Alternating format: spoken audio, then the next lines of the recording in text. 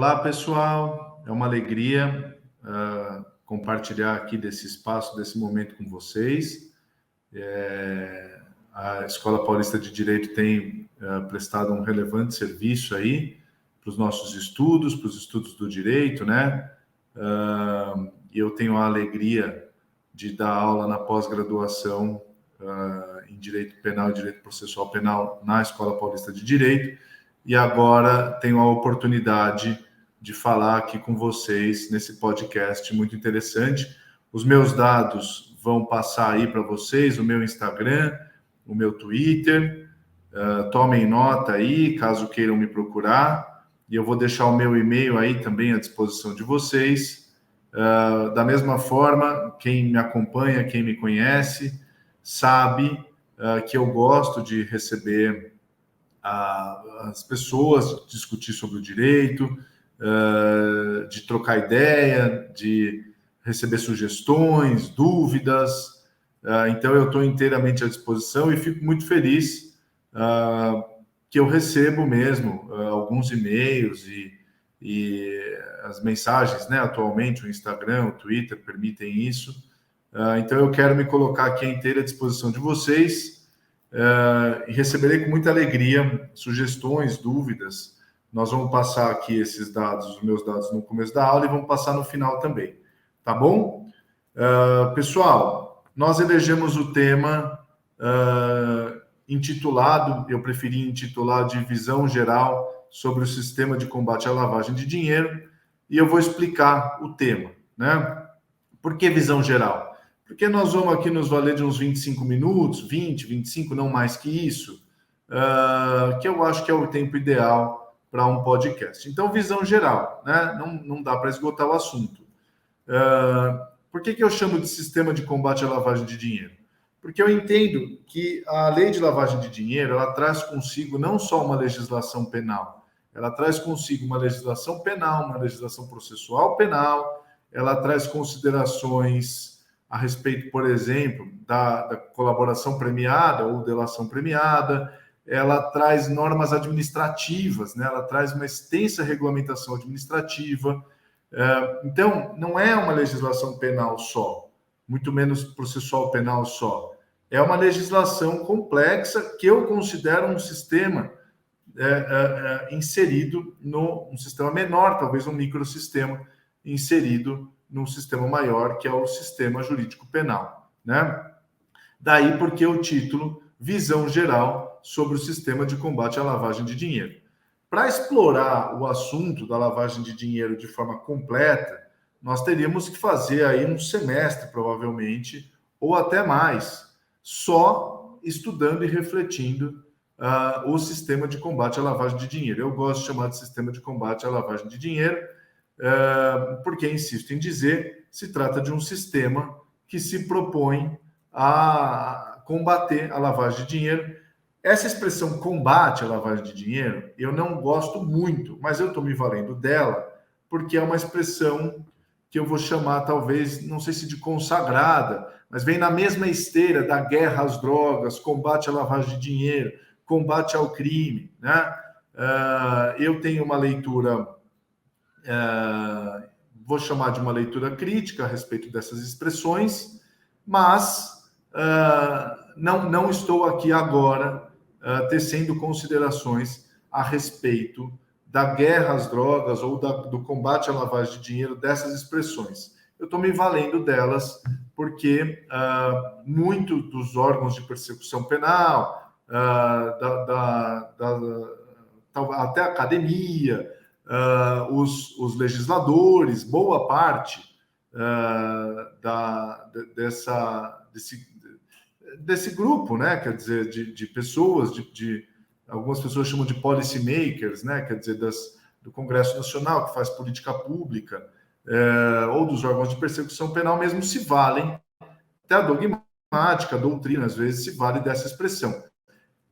Eu não acho que essa expressão seja a melhor, tá?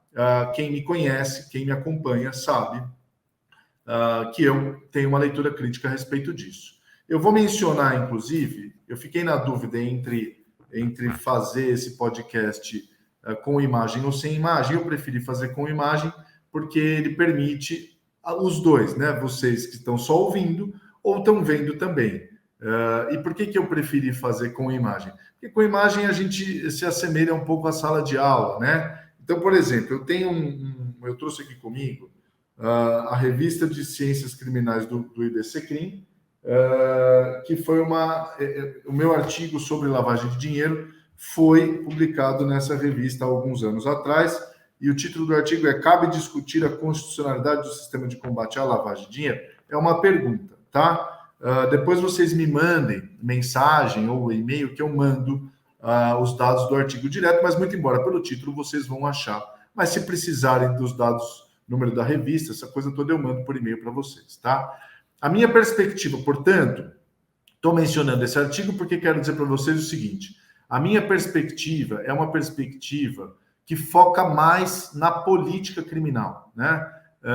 Inclusive, aproveito a oportunidade para dizer para vocês que estou lançando aí nos próximos meses um livro chamado Política Pública Criminal, que é fruto da minha tese de doutorado, que é quando eu foco bastante e me proponho a discutir e a estudar a política pública, quer dizer, o direito penal na perspectiva da política pública, de onde derivou o título Política Pública Criminal, né? Então, seja nesse artigo a respeito da lavagem de dinheiro, seja em outros artigos que eu escrevo, nas aulas que eu dou, ou agora nesse livro que está para sair, na verdade, eu acredito que quando o podcast for ao ar, o livro já deve estar lançado, tá?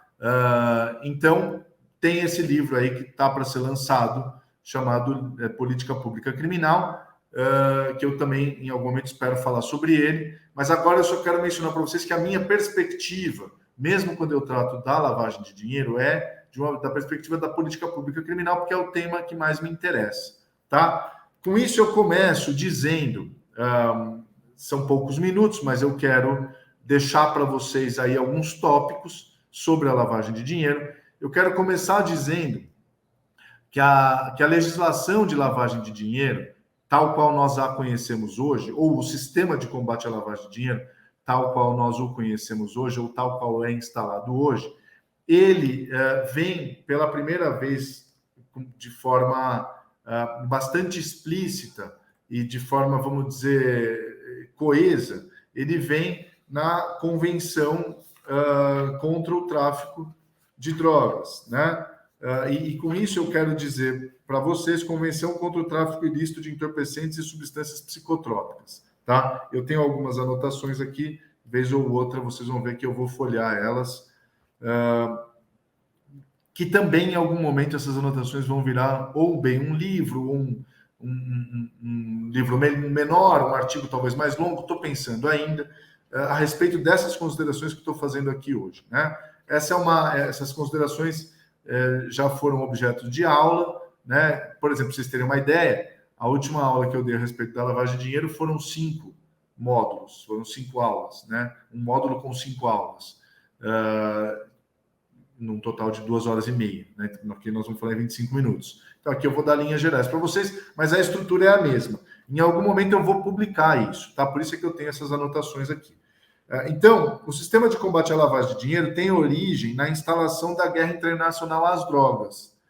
E aonde? Na Convenção contra o Tráfico Ilícito de Entorpecentes e Substâncias Psicotrópicas das Nações Unidas.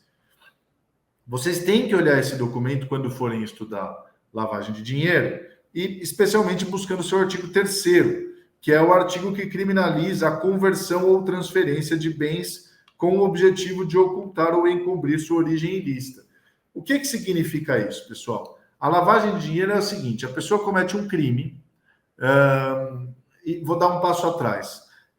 O sistema, a nossa sociedade, antes da regulamentação mais formal dessa coisa da lavagem de dinheiro, vivia um problema, que era o seguinte: a pessoa às vezes cometia o crime e poderia até cumprir a pena do crime, mas depois ela saía com os lucros, o proveito do crime, né?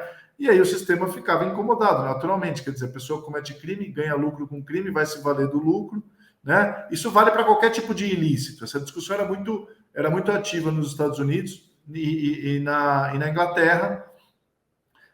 Por exemplo, a pessoa ela pode se beneficiar de uma ilicitude, né? Quero dizer o seguinte, ela eventualmente paga pela ilicitude, cumpre a pena, e ela depois se beneficia dos proventos disso, quer dizer, do lucro dessa atividade ilícita, era algo que realmente incomoda, né? Então, motivado um pouco por isso, por essa busca ou essa necessidade, a teoria que depois ficou consagrada como follow the money, né? Quer dizer, siga o dinheiro, é um pouco nesse contexto que vem a legislação do sistema de combate à lavagem de dinheiro. Então, o que é a lavagem de dinheiro em essência? É a criminalização, quer dizer, um estágio mais avançado dessa busca por evitar que o criminoso se valha do lucro do crime, né? Do proveito do crime, do ganho do crime, de forma mais aprimorada, sistematicamente numa legislação. O legislador entendeu por bem criminalizar algumas formas de utilização desse dinheiro ou desse ganho fruto do crime. A lavagem de dinheiro, em essência, é isso. Se eu fosse resumir bastante, seria isso, né? Então, é por isso que a Convenção contra o Tráfico Ilícito de Entorpecentes e Substâncias Psicotrópicas das Nações Unidas, no seu artigo 3º, criminaliza a conversão ou a transferência de bens com o objetivo de ocultar ou encobrir sua origem ilícita, né? Então, você que vai estudar o assunto, passa lá pela Convenção contra o Tráfico Ilícito de Entorpecentes, tá? Artigo 3º. Há que se mencionar uma preocupação com as condutas neutras, que eu vou já deixar registrado o que são condutas neutras, né? Então, vamos lá. O traficante, ele vende drogas, portanto, ele está ganhando dinheiro. Esse dinheiro é um dinheiro fruto diretamente de uma atividade ilícita. Vamos dizer que ele vai na padaria com esse dinheiro e compra pão, né? O dinheiro que entra na padaria, portanto, vai entrar na atividade econômica, ele é um dinheiro fruto da atividade ilícita. A pergunta que o sistema faz a vocês, que os pensadores, que a doutrina, que quem estuda o assunto faz, e isso está muito na moda hoje, a pessoa que recebe o dinheiro fruto de crime, ela também pratica crime? Isso é muito interessante, pessoal, porque muito se fala da atividade, de algumas determinadas atividades, né? Por exemplo, da advocacia, mas tem que falar do setor inteiro, né? Por exemplo, estou citando aqui a padaria. A padaria, ela também recebe eventualmente dinheiro do crime. A padaria, o médico, o taxista. No meu livro, um outro livro que eu não citei aqui, que é o Sistema Jurídico Penal das Ilegalidades produzidas e utilizadas pelo direito, nesse livro eu discuto, por exemplo, o exemplo do taxista. Não sei se é nesse livro agora ou no artigo. Acho que talvez seja no artigo que eu discuto isso. O exemplo do taxista. Então, vai lá, por exemplo, o traficante foi lá, praticou o crime, teve ganhos com isso, né? Vendeu droga, teve ganhos com isso, e em algum momento ele precisa usar um táxi, não para atividade ilícita, percebam? Ele precisa de um táxi porque ele eventualmente precisa passear, sei lá, precisa levar o filho no médico, entendeu?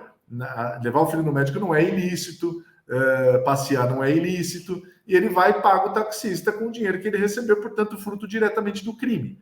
Essa atividade de receber o dinheiro é uma atividade ilícita. Lícita, estou dizendo lícita, não ilícita, lícita.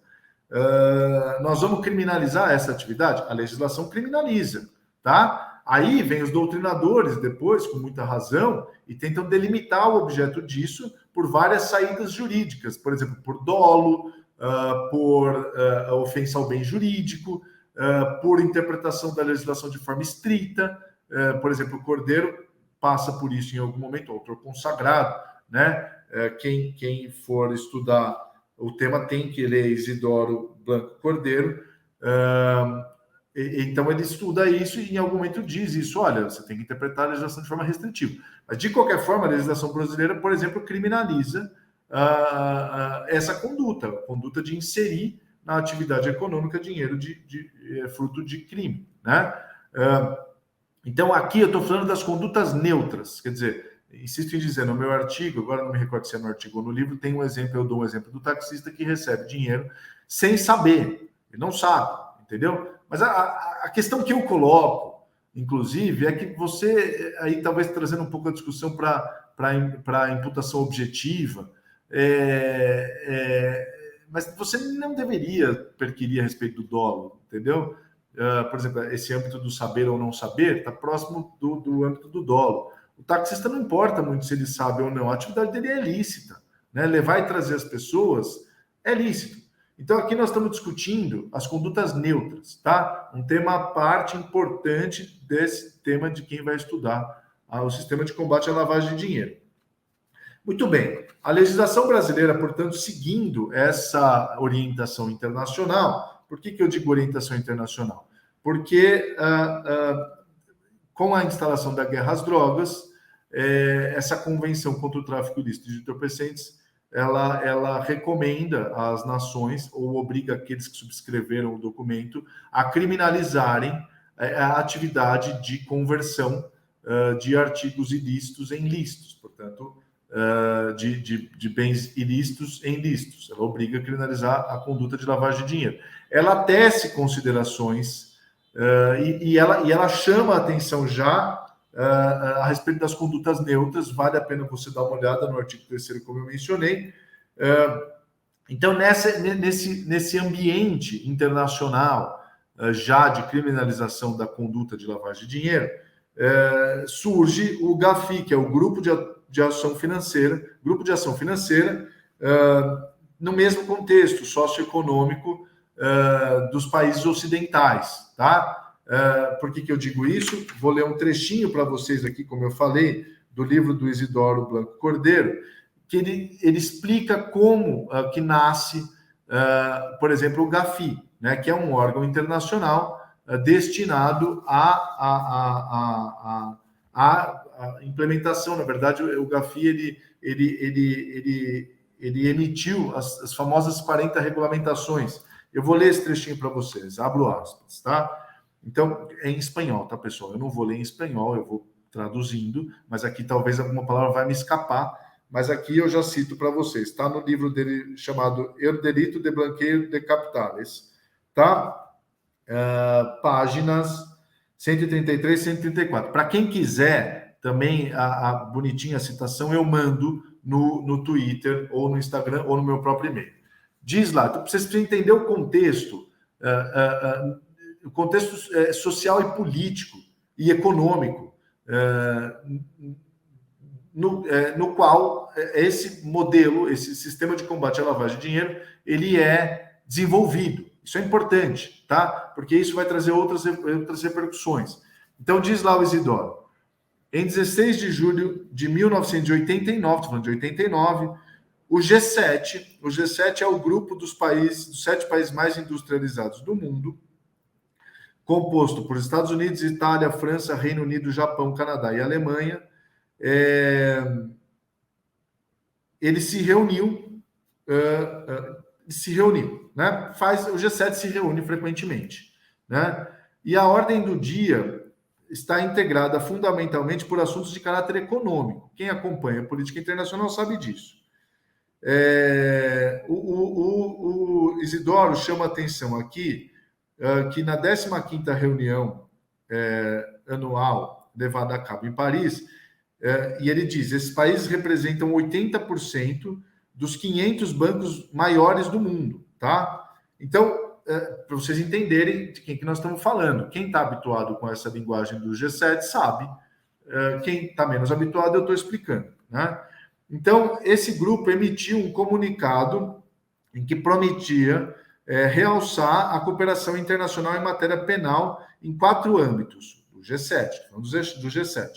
Drogas, lavagem de dinheiro, terrorismo e meio ambiente. O comunicado anunciava a criação do Grupo de Ação Financeira. É aqui que surge o GAFI. Quem estuda lavagem de dinheiro vai ouvir falar muito de GAFI.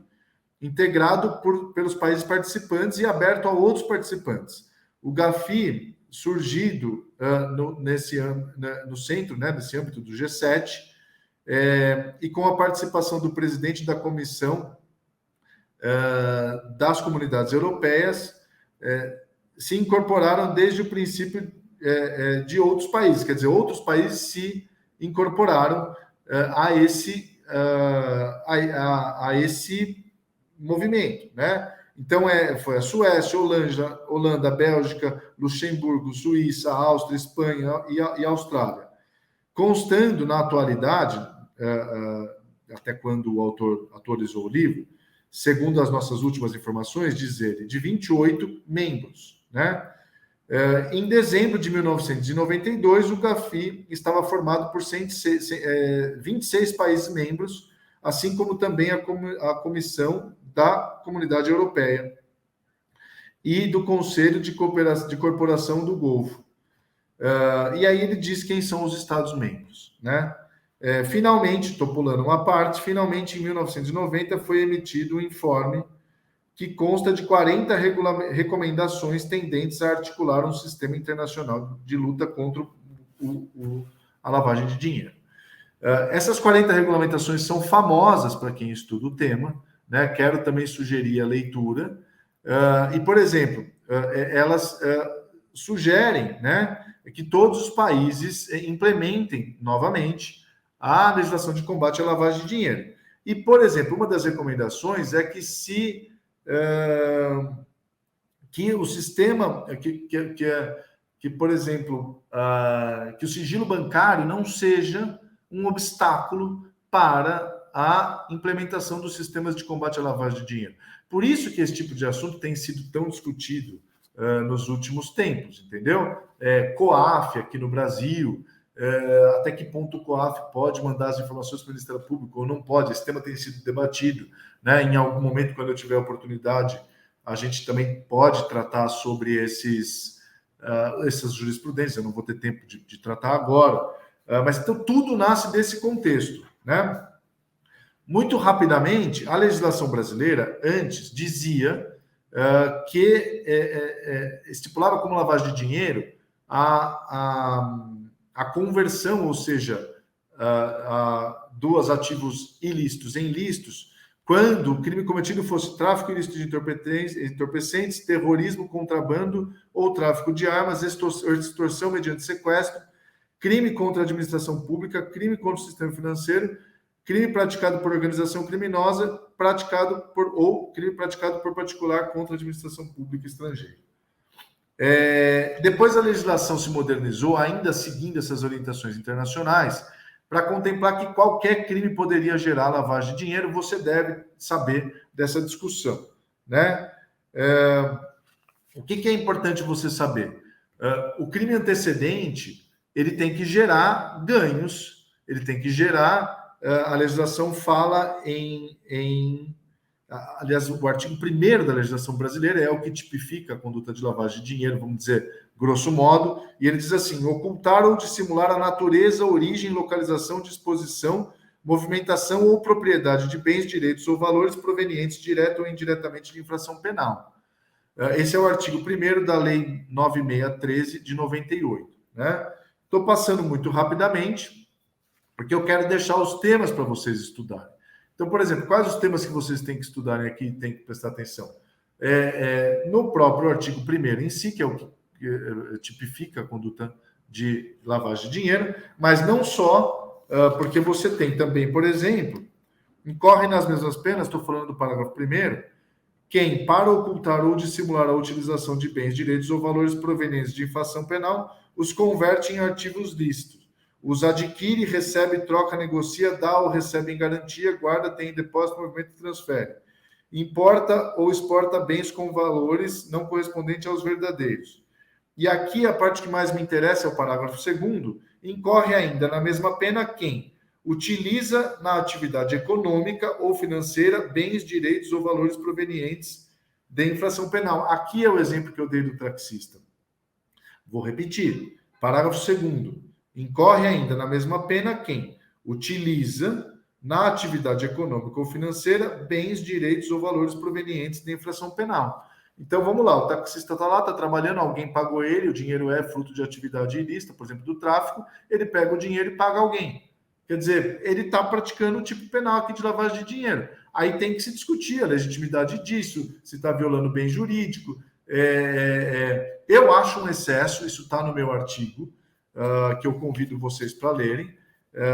Nesse artigo eu tentei discutir a constitucionalidade do sistema de combate à lavagem de dinheiro. Ao longo do artigo percebi que seria, ao longo do artigo não, da pesquisa que motivou o artigo, percebi que isso era impossível, as razões estão no artigo, convido vocês para ler. Antes da gente terminar, eu quero só mencionar para vocês a enormidade, ou seja, o quão significativo é a legislação de combate à lavagem de dinheiro no que diz respeito às normas administrativas. São elas, artigo 9º da lei, artigo 10, artigo 11, né?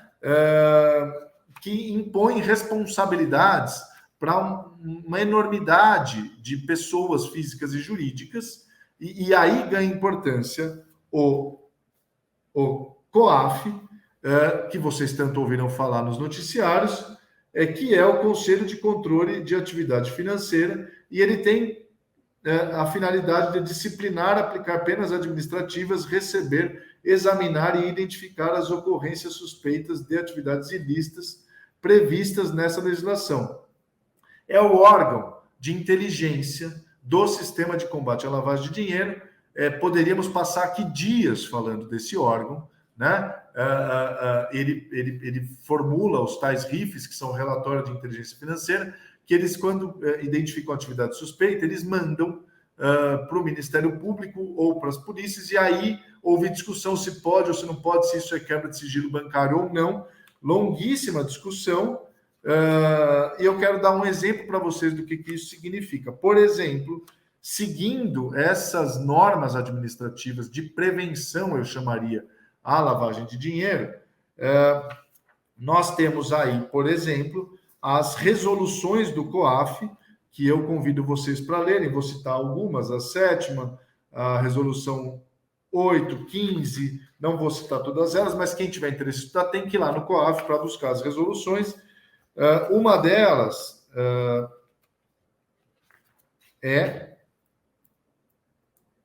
por exemplo, a de pessoas que dispõe sobre pessoas, essa aqui é da 25, resolução 25 do COAF, dispõe sobre pessoas físicas ou jurídicas que comercializem bens de luxo ou de alto valor ou intermediem a sua comercialização.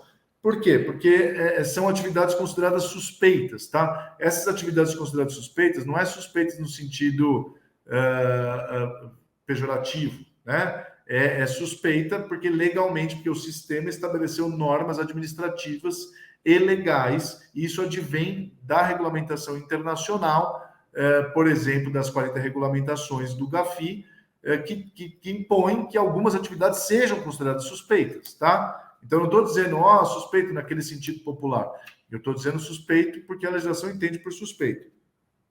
A circular número 3.461, de 24 de julho de 2009, do Banco Central do Brasil, por exemplo, consolida as regras sobre os procedimentos a serem adotados na prevenção e combate às atividades relacionadas ao crime previsto na Lei 9.613 de 98, que é a Lei de Lavagem de Dinheiro, no que se relaciona às instituições financeiras e demais instituições autorizadas a funcionar pelo Banco Central do Brasil.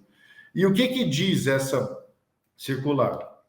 Ela diz, por exemplo, que as operações que realizadas com uma mesma pessoa, conglomerado financeiro ou grupo, em que em um mesmo mês calendário superem, por instituição ou entidade, em seu conjunto, o valor de R$10 mil, por exemplo, é considerado uma transação suspeita. Então, meus amigos e minhas amigas, encerrando aqui esse brevíssimo bate-papo, esses são temas que eu vou dizer, são tópicos que você que quer estudar lavagem de dinheiro deve verificar, né? Há vários autores estudando o tema, vocês sabem disso, várias questões sendo colocadas.